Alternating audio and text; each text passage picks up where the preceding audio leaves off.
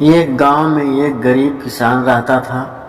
उसका एक बेटा और एक बेटी थी। किसान अपने बेटे का विवाह करके कुछ साल के बाद अपनी बेटी का भी विवाह एक अमीर घर में कर देता है। बेटी बहुत अमीर घर में गई थी। उसके घर में नौकर चाकर काम करते थे।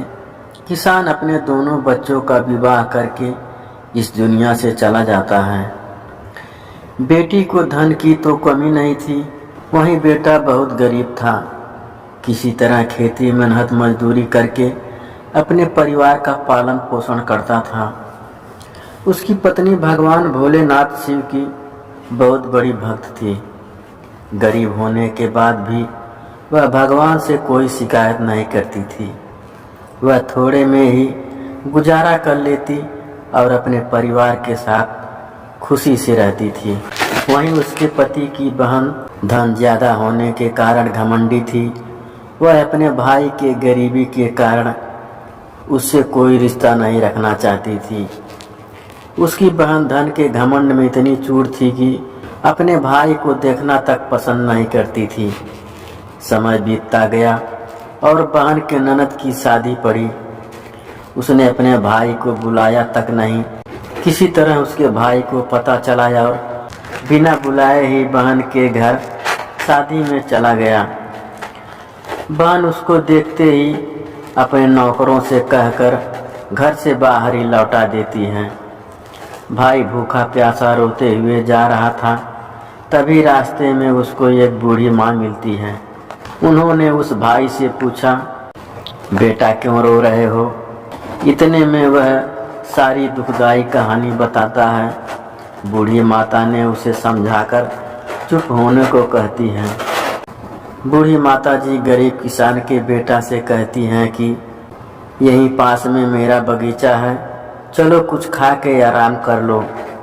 दोनों बगीचे में जाके खरबूज खाते हैं। फिर बूढ़ी माता ने एक थैले में खरबूज और कुछ खाने पीने का सामान रख करके उसे वहां से घर भेजती है।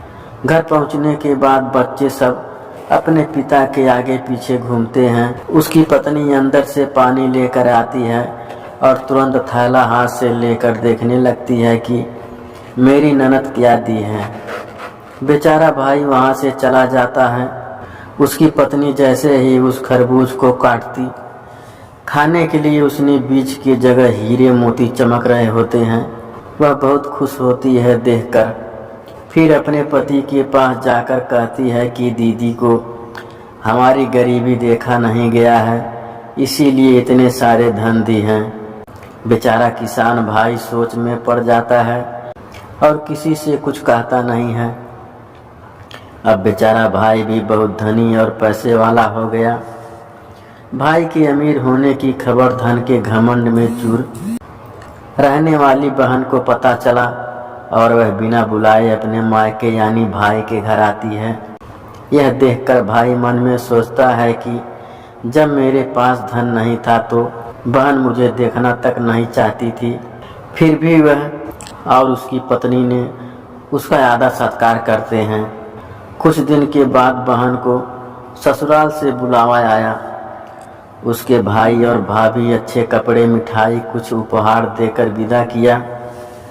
इतना सब देखकर उसकी बहन के आंखों में आंसू आ जाते हैं। उसको समझ में आ जाता है कि धन ही सब कुछ नहीं है, अच्छा स्वभाव और दिल का बड़ा होना चाहिए। इस कहानी से हमें क्या शिक्षा मिलती है? इस कहानी से हमें यह सीखने को मिलता है कि हमें कभी भी किसी की गरीबी और मजबूरी का मजाक नहीं बनाना चाहिए।